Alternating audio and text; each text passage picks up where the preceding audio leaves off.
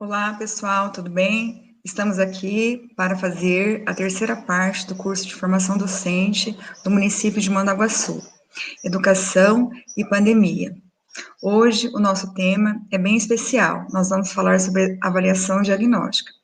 Eu gostaria de agradecer a professora Silvana, que é a secretária municipal de educação. Gostaria de agradecer também a professora Célia Facim, da Super Educacional. Falar sobre avaliação é um tema bastante complexo e ele nos remete a muitas lembranças. Eu gostaria de destacar que, num período de meia hora, 40 minutos, nós não conseguiremos esgotar tudo que existe sobre avaliação, principalmente sobre avaliação diagnóstica. No entanto, o objetivo dessa conversa é promover uma reflexão acerca da avaliação diagnóstica, principalmente em tempos de pandemia. Então, justamente por isso, eu gostaria de convidar vocês a relembrar, em algum momento da sua vida escolar, da sua jornada acadêmica, que você se deparou com um momento de dificuldade relacionado à avaliação. Eu acredito que todos nós, em alguma situação da nossa vida, diante de algum contexto, nós tivemos algumas limitações relacionadas à avaliação. Aquilo nos questionou, nos impactou de uma forma que nós chegamos até a questionar a nossa validade, o nosso valor em relação ao mundo. Então, principalmente quando estamos nas primeiras etapas da nossa jornada escolar, nós ainda não temos subsídios emocionais para lidar adequadamente com a avaliação. Então, falar sobre avaliação não é um tema assim tão fácil, no entanto, ele faz parte da nossa realidade em todos os momentos da nossa jornada acadêmica.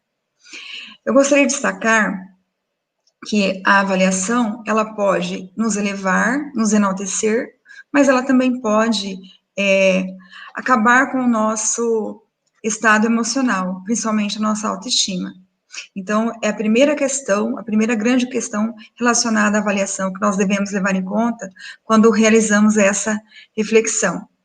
Eu vou contar uma história pessoal para vocês que pode ilustrar melhor como uma avaliação mal direcionada ou mal feita, ela pode ter um impacto total sobre as nossas vidas, principalmente quando diz respeito à avaliação diagnóstica. Quando a minha mãe estava grávida de mim e também da minha irmã, porque eu sou gêmea, ela estava aproximadamente com 3 meses de gravidez. Ela estava passando muito mal, já era a 7ª gestação dela. No entanto, ela não sabia que estava grávida.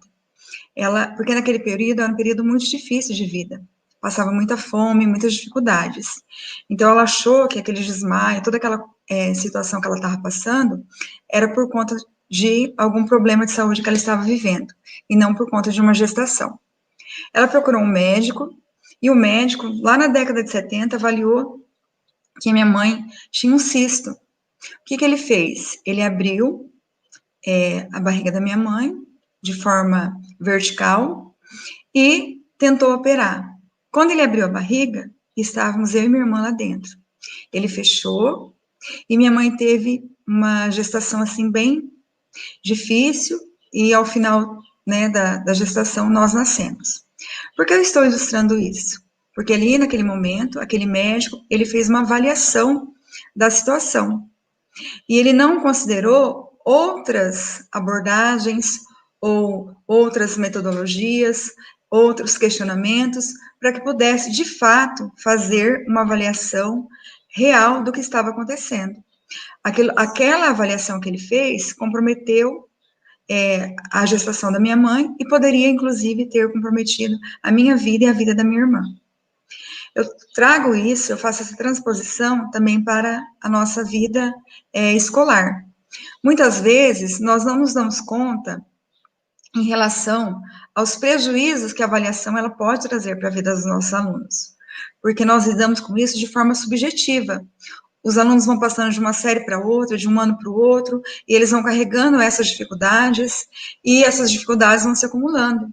No entanto, ao longo da sua vida, ao longo da sua jornada escolar, da sua jornada acadêmica, toda a sua trajetória, ele vai carregar esses traumas e isso vai ter um impacto emocional, até mesmo diante do que ele é, de como ele se enxerga enquanto pessoa, enquanto cidadão, enquanto uma pessoa que é plena em direitos.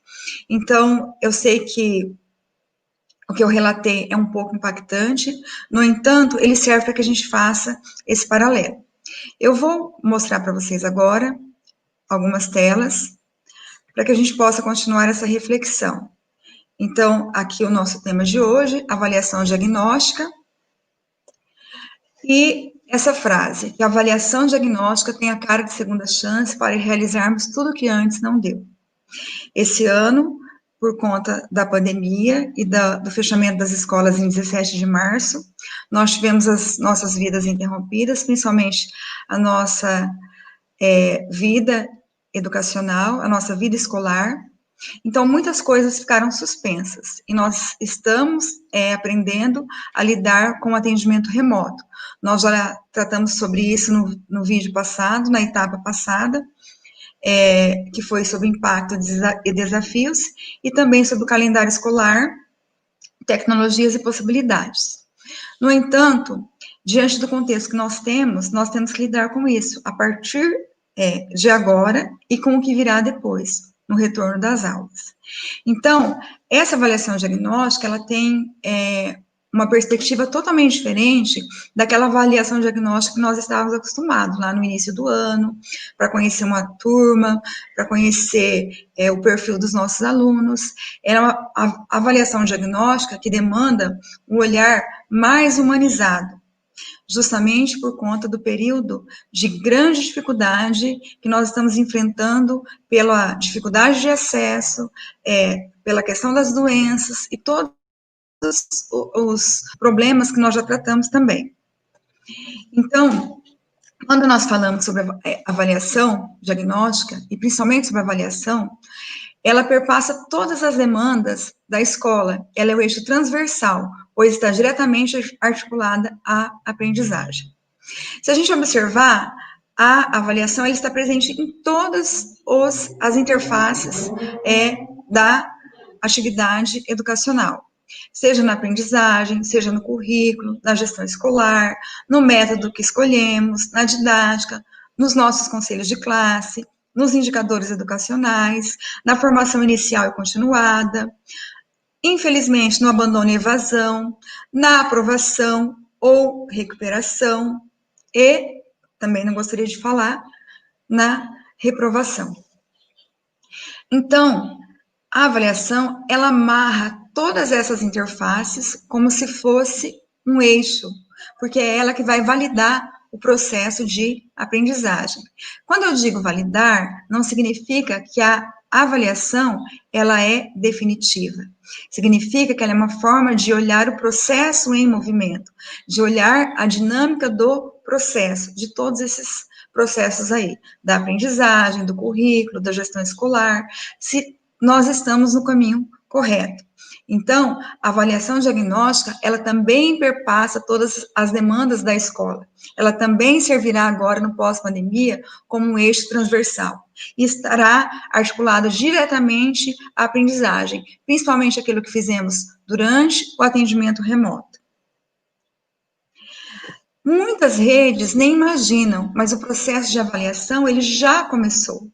A partir do momento que nós escolhemos que tipo de atendimento remoto iríamos fazer, se seria atendimento remoto somente da forma online, ou também um atendimento remoto através de atividades impressas, através da mediação com as famílias, através de um diálogo mais amplo, esse processo de avaliação, ele já iniciou, ele terá impacto também na avaliação diagnóstica, a forma do atendimento remoto que escolhemos.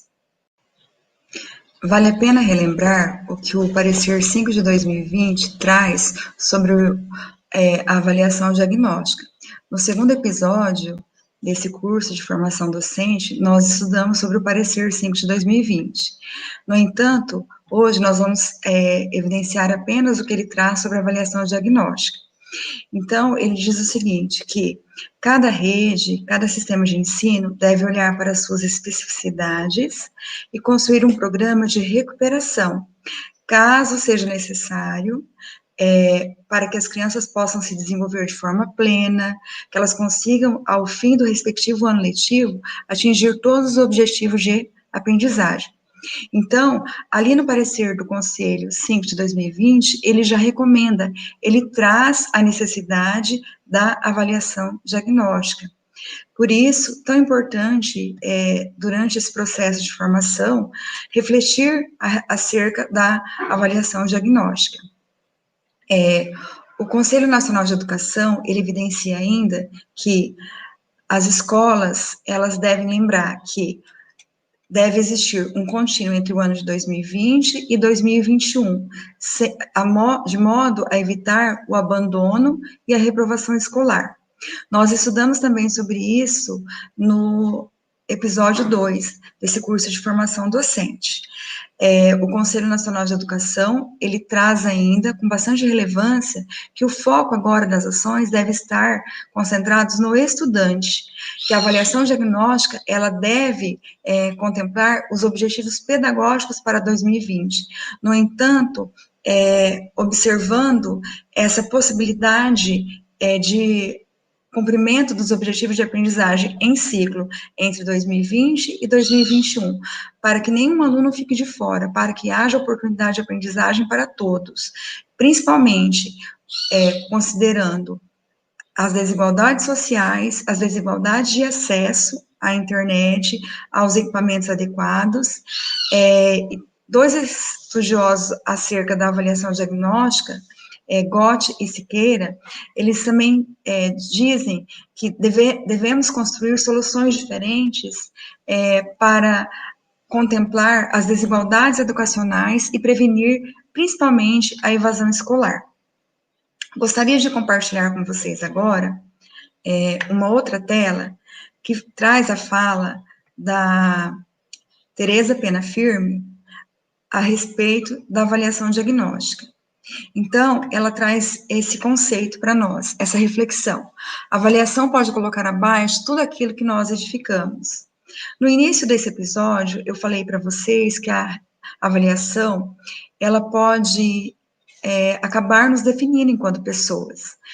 Quando passamos pela trajetória escolar, muitas vezes, devido à complexidade do processo de avaliação, nós acabamos sendo taxados ou recebemos estereótipos de acordo com a resposta, de acordo com o feedback daquilo que realizamos nos nossos processos avaliativos.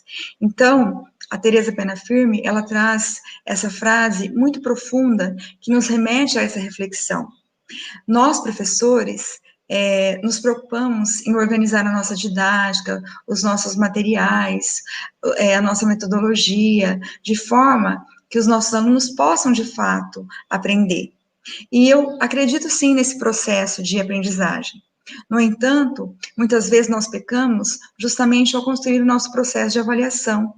Então, essa frase, ela é muito necessária agora ao construir o processo de avaliação diagnóstica, para que tenhamos muito cuidado, considerando que o processo de atendimento remoto, ele foi um processo onde nós estamos construindo, nós estamos aprendendo a lidar com as tecnologias disruptivas, estamos construindo a educação disruptiva, então, devemos focar no processo de avaliação diagnóstica para considerar as lacunas de aprendizagem dos nossos educandos, dos nossos alunos, e não colocar tudo abaixo esse esforço hercúleo que construímos durante o processo de pandemia. Ela dá algumas dicas de como devemos construir o processo de avaliação diagnóstica. Em primeiro lugar, ela elenca que a nossa avaliação, ela deve ocorrer de forma simples.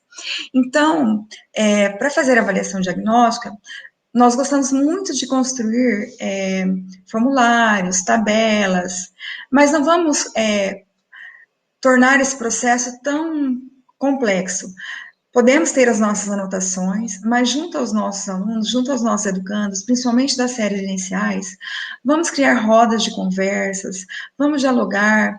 De repente, nós podemos fazer isso aproximando duas salas, dois colegas de trabalho, onde um vai organizando as questões, vai conversando, vai dialogando, o outro vai organizando as anotações, para que isso ocorra de uma forma sutil para os nossos alunos, principalmente nas séries iniciais. Essa avaliação, ela tem que ser útil, não adianta nada a gente ter esse momento, criar um monte de anotações, mas que a gente não faça uso dela depois, ao organizar o nosso plano de trabalho docente para o próximo ano, para as nossas próximas atividades pedagógicas. Então, ela tem que ser útil tanto para aqueles que vão se utilizar delas, aqueles que vão realizar a avaliação diagnóstica, mas principalmente para os professores, os profissionais que vão organizar os seus próximos planos de trabalho docente. Ela tem que ser viável. Vou fazer mais uma reflexão. Lembra quando você iria fazer alguma prova e você se deparava com alguma questão que você não entendia, que ela não estava de acordo com aquilo que você tinha aprendido, com aquele conteúdo? Então, essa avaliação diagnóstica, ela tem que estar de acordo com o que foi aprendido durante o atendimento remoto, de acordo com os afazeres do que aconteceu durante o atendimento remoto. Então, nós não podemos criar novos objetivos de aprendizagem, elas têm que estar de acordo com a viabilidade dos os objetivos de atendimento remoto, do atendimento remoto. Além disso, ela tem que ter ética, ela tem que ser construída dentro de uma base ética, de respeito com os nossos alunos, considerando tudo aquilo que nós falamos. Eu vou dar um outro exemplo para vocês. Hoje, nós estamos dentro de uma sociedade progressista, mas muitos de nós somos frutos daquelas avaliações punitivas, onde a reprovação era uma régua constante dentro das nossas vidas. E essa régua, ela também definiu que nós teríamos fracasso ou sucesso, não somente na nossa jornada escolar, mas também na nossa vida profissional. E muitos de nós carregamos isso como feridas abertas. E ao simples fracasso, um mau desempenho profissional, a gente relembra todos aqueles processos avaliativos pelos quais passamos durante a nossa trajetória escolar. Então, quando ela traz a ética, ela também trata dessa questão do respeito aos nossos alunos, principalmente a faixa etária e a essa questão emocional. E também a empatia, se colocar no lugar do outro, considerando se nós estivéssemos fazendo esse processo avaliativo, como seria a nossa resposta? E o mais importante é a pessoa que está sendo avaliada compreender os critérios. E ela traz essa nova forma de enxergar a avaliação, principalmente a avaliação diagnóstica.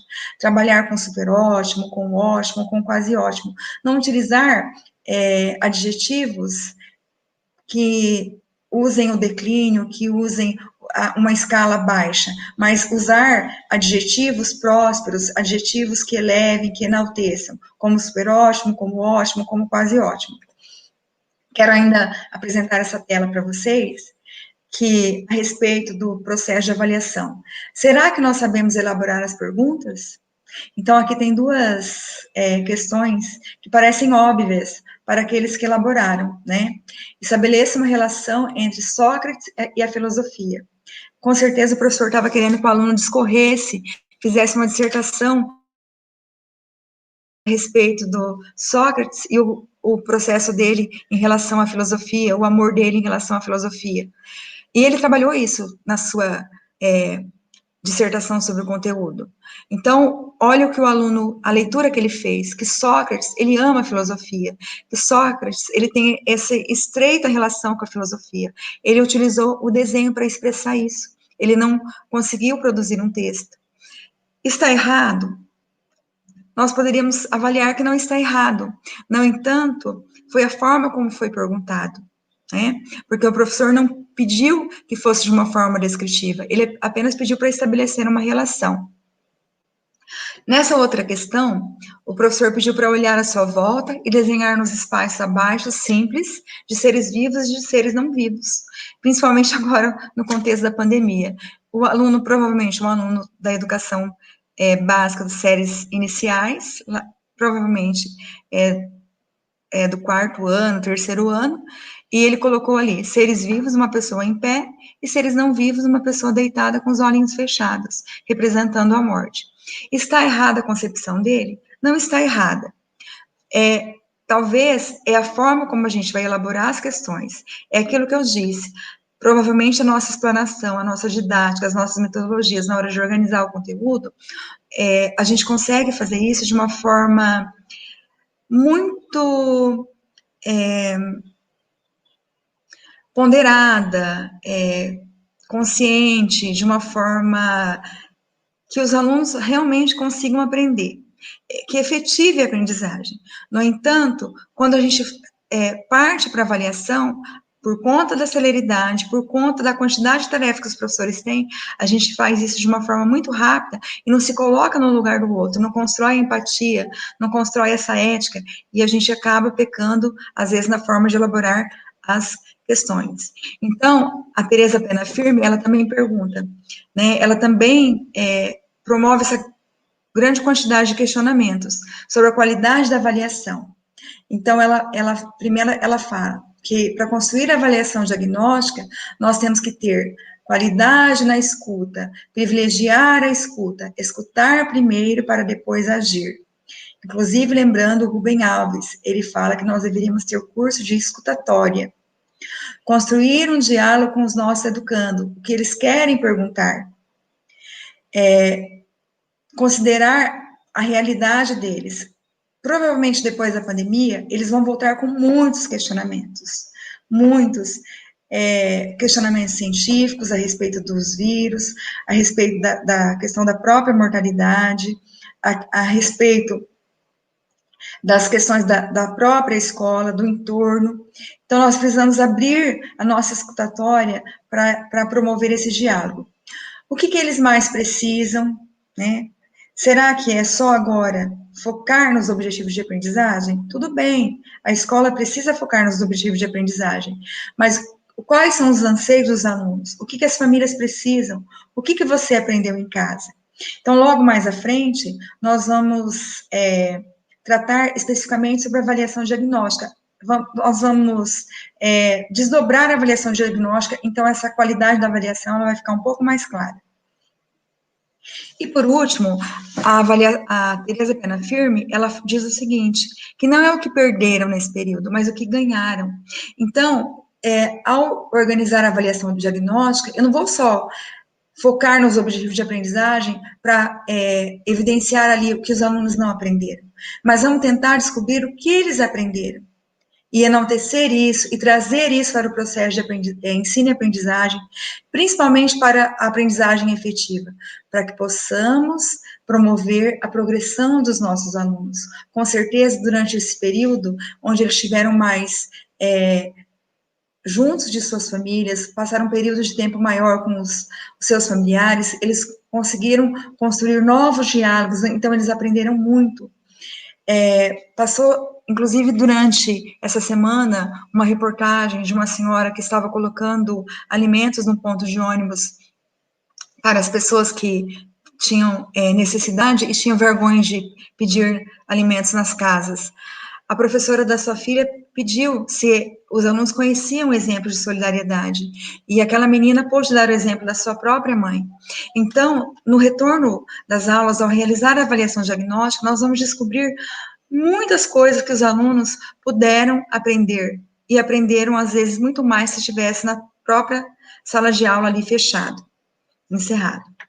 Então, agora eu quero trazer aqui para você, voltar aqui para vocês, para nossa tela.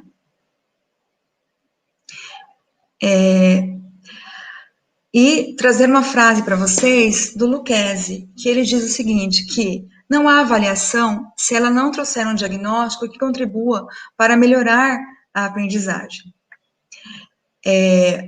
Nós devemos entender que a avaliação diagnóstica também é uma escolha política.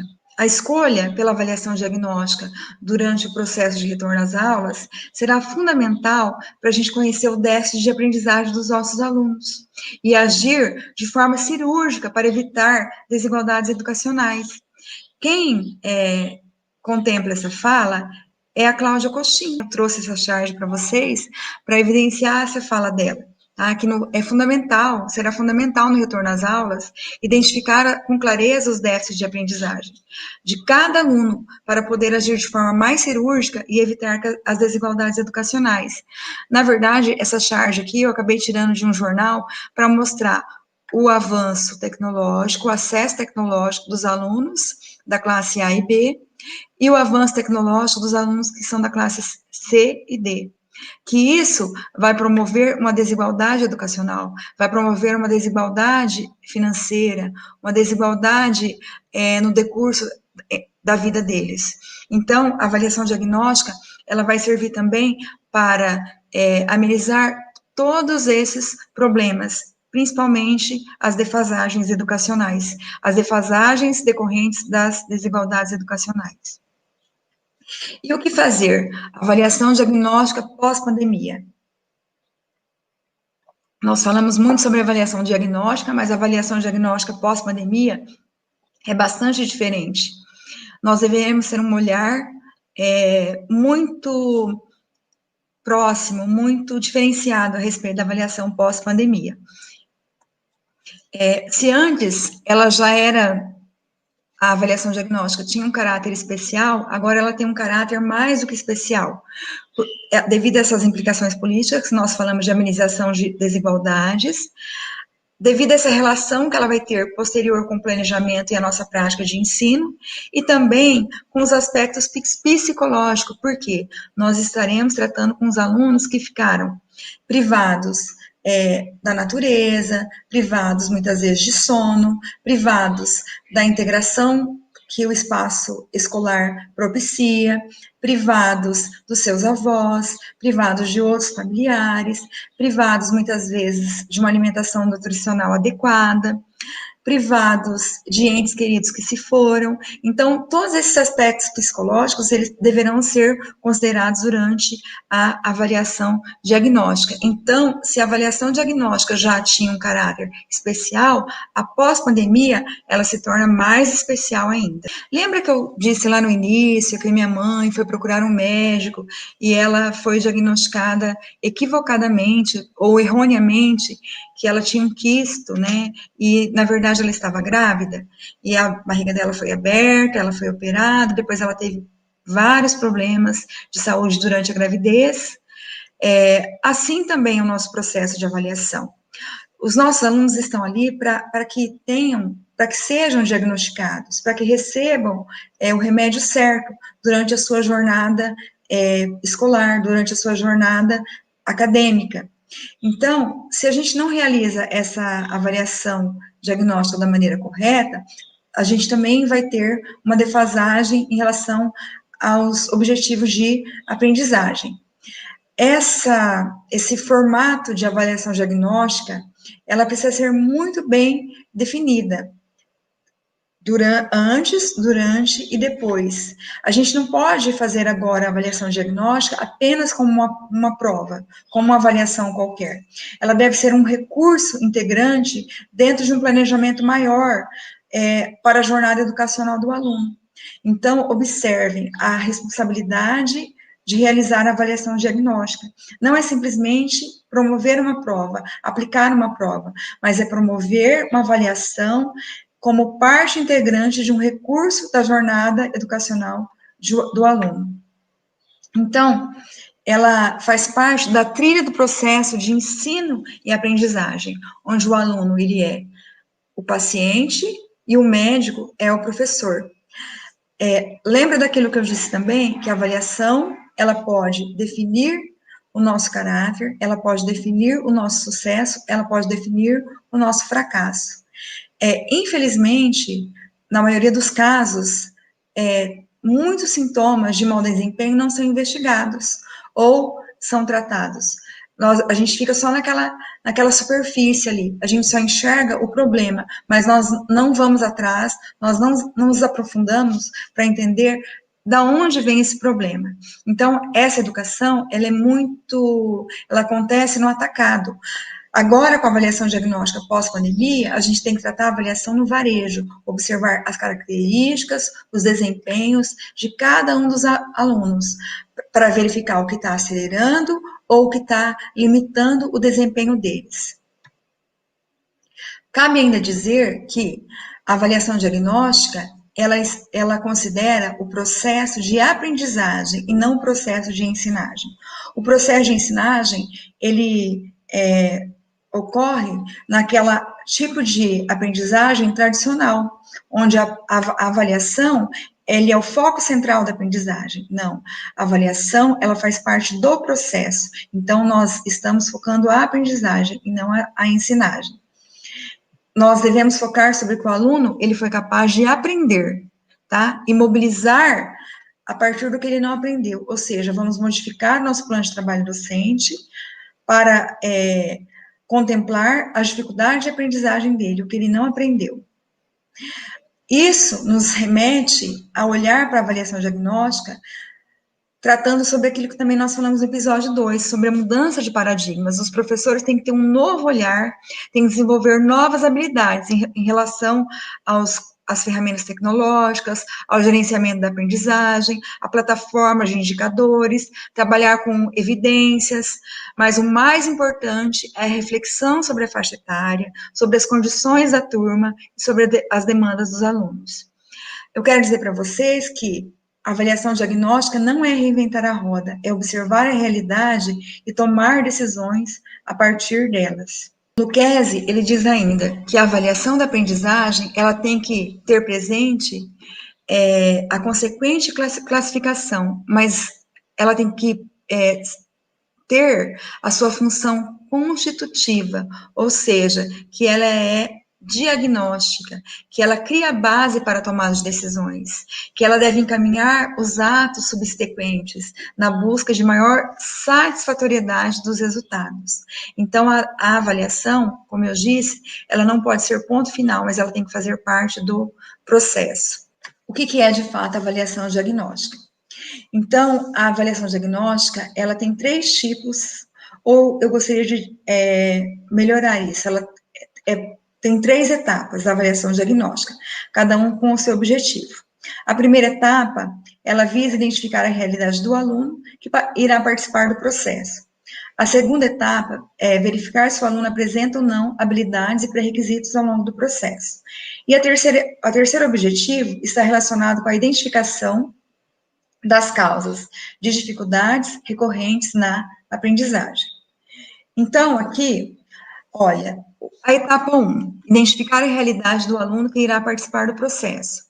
Quando o aluno retornar e a gente organizar aquelas rodas de conversa, onde 2 professores vão aproximar as suas salas, e onde um pode dialogar e o outro faz anotações. Nós vamos fazer ali uma pesquisa. Se o aluno participou do atendimento remoto, de acordo com cada faixa etária, se ele teve acesso à internet, se ele possui equipamentos, notebook, TV, etc., se ele fez atividades impressas ou online, né? Qual o nível de diálogo ou mediação com a sua família? Daí vai fazer parte essa resposta aqui mais da anotação do professor. Se alguém da sua família ficou doente ou faleceu durante esse período, se está recebendo ajuda social, se está fazendo algum tipo de terapia ou tratamento. Então, de uma forma sutil, mas necessária, essa primeira parte aqui tem por objetivo acessar a realidade do aluno, né, que irá participar do processo. Ou seja, nós iremos, após o retorno às aulas, redescobrir o perfil dos nossos alunos. Lembra do projeto político-pedagógico? A primeira etapa dele era a construção do perfil dos nossos alunos. Era fazer uma pesquisa do perfil socioeconômico dos nossos alunos. Agora, na avaliação diagnóstica, será extremamente necessário, será imprescindível essa primeira etapa, identificar a sua nova realidade. Muitos deles perderam familiares, muitos deles, os pais ficaram desempregados, muitos deles não tiveram, de fato, acesso a nenhum equipamento tecnológico ou acesso à internet, só puderam realizar atividades impressas.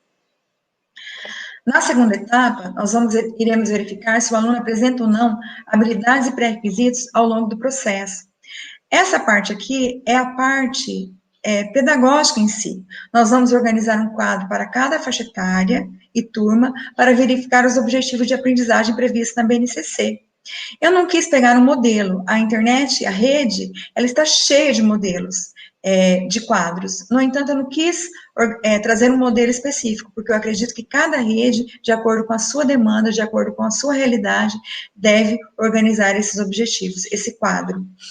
E, só lembrando para vocês, de acordo com aquilo que também nós aprendemos no segundo episódio, por esse ano ser atípico, em decorrência da pandemia, nós devemos elencar os objetivos de aprendizagem essenciais, considerando que a BNCC e a LDB contemplam a aprendizagem em ciclos, ou seja, se o aluno não conseguiu aprender em 2020, ele pode fechar esse ciclo de aprendizagem em 2021, talvez até em 2022. E o terceiro objetivo da avaliação diagnóstica está relacionado com a identificação das causas de dificuldades recorrentes na aprendizagem.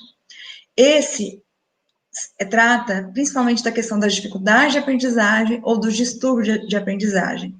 Então, se os nossos alunos eles tiveram dificuldade com atendimento remoto, com a metodologia utilizada, com os métodos pedagógicos, com o ambiente físico, com os motivos relacionados com o próprio aluno e seu contexto de vida. Então, principalmente com as barreiras culturais, cognitivas, emocionais, por se tratar de questões psicopedagógicas, né, essas dificuldades de aprendizagem, elas devem ser resolvidas no ambiente escolar. Esse objetivo aqui, ele vai demorar bastante para ser atingido. Nós iremos mapeá-lo agora durante a avaliação diagnóstica, no entanto, o tratamento dele será um pouco mais demorado para ser tratado. Ele requer um tratamento mais longo, porque o aluno, ao retornar do atendimento remoto, ele retornará com muita ansiedade, com muitas dúvidas, com vários problemas decorrentes desse período da pandemia, que nós já elencamos, como a questão do desemprego dos pais, doenças na família. Então, tudo isso poderá impactar. E a própria, como diz lá o parecer 5 de 2020 do Conselho Nacional de Educação, a própria perda de vínculos pode impactar no seu desenvolvimento cognitivo e no seu desenvolvimento emocional. E ainda falando a respeito do distúrbio de aprendizagem, nós estávamos ainda no início do ano de 2020, alguns alunos ainda estavam tendo o seu perfil organizado, a sua ficha de avaliação para saber se era um aluno de inclusão ainda estava sendo mapeada, estava sendo elaborada, muitos ainda não tinham recebido o diagnóstico total a respeito de se são ou não de inclusão. Então, a avaliação diagnóstica, ela também vai retomar esses casos para poder fazer um diagnóstico completo. Assim é possível rever a ação educativa para sanar os problemas.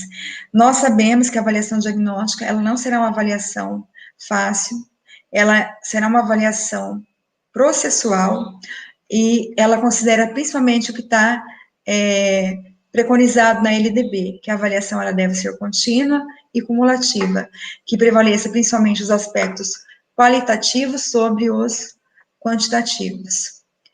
Eu quero ainda dizer para vocês que a avaliação diagnóstica, ela é o calado no navio. Ela tem que ser a base das outras duas avaliações. Sem avaliação diagnóstica, as outras duas avaliações não fazem sentido. A avaliação diagnóstica, ela não existe sozinha no universo educacional. A avaliação somativa não existe sozinha, nem a avaliação formativa. As três se entrelaçam para consolidar o processo de ensino e aprendizagem. No entanto, com essa figura, eu quis demonstrar para vocês aqui a importância da avaliação diagnóstica. Assim como no navio é a água, ou que forma aquele peso que vai deixar o navio em pé, que vai sustentar o navio, que vai ser a base para que o navio possa transportar as suas mercadorias ou pessoas, a avaliação diagnóstica vai ser o calado que vai, sim, promover o diálogo com as outras avaliações, com a somativa e a formativa, que vai promover o diálogo com a gestão escolar, com o currículo, com o plano de trabalho docente, com todas as nossas ações pedagógicas, e principalmente com a aprendizagem do aluno. Somente através da avaliação diagnóstica nós iremos fortalecer as nossas bases das ações pedagógicas. Então, por isso, todo cuidado, toda cautela é pouca ao organizar a nossa avaliação diagnóstica. Com todos esses cuidados, fazendo toda essa reflexão acerca da avaliação diagnóstica, nós, professores, temos um novo papel, como gestor do processo de aprendizagem. Nós podemos estar atentos aos indicadores produzidos pelas avaliações, mas nós podemos também desenvolver inteligência coletiva para analisar e interpretar tais indicadores. Eles não são pontos finais. Nós poderemos apresentar trilhas de aprendizagem eficiente para os nossos alunos, e não apenas atribuir uma nota para classificar os alunos entre bons e maus. Eu gostaria que vocês levassem essa mudança de paradigma. Nós, professores, como gestor do processo de aprendizagem, que as avaliações agora não se tornem fim, mas se tornem realmente meio. Assim como eu disse para vocês no episódio 2, que todas as tecnologias estavam ali, paradas, que a Revolução 4.0 já havia acontecido, que a escola estava ainda ensaiando para entrar para as tecnologias disruptivas e que agora nós estamos construindo as tecnologias disruptivas, a avaliação diagnóstica, ela existe com toda força na sociedade disruptiva, na educação disruptiva. Na educação disruptiva não existe mais só avaliação somativa, existe avaliação diagnóstica e avaliação formativa, junto com a avaliação somativa. Então, para finalizar, eu gostaria também de deixar essa reflexão para vocês. Agora não é um momento de exageros, é um momento de acolher, cuidar, dialogar. Não adianta nada vencer conteúdos sem aprendizagem. Como eu já havia dito para vocês, Nova York e Argentina já decidiram que esse ano não haverá reprovação. É totalmente atípico. Os alunos comprometidos e com condições estão passando mais de 10 horas plugados. Muitos estão indo parar nos consultórios médicos. E aqueles que não têm condições sofrem pela desigualdade, pela falta de conexão. E ainda aqueles que estão desmotivados por questões familiares, doenças, desemprego e violência doméstica. Criar vínculos com os alunos é, antes de mais nada, entender o contexto pelo qual passam. Agora é um método da humanização. Então, eu quero dizer para vocês que a avaliação diagnóstica é uma forma de acolhimento. Quando pensarmos em acolhimento, vamos pensar também em avaliação diagnóstica. Qual é o método que vamos escolher pós-pandemia? Qual o método que iremos escolher no retorno às aulas? Iremos escolher o método da humanização, o método de acolhimento, o método da avaliação diagnóstica.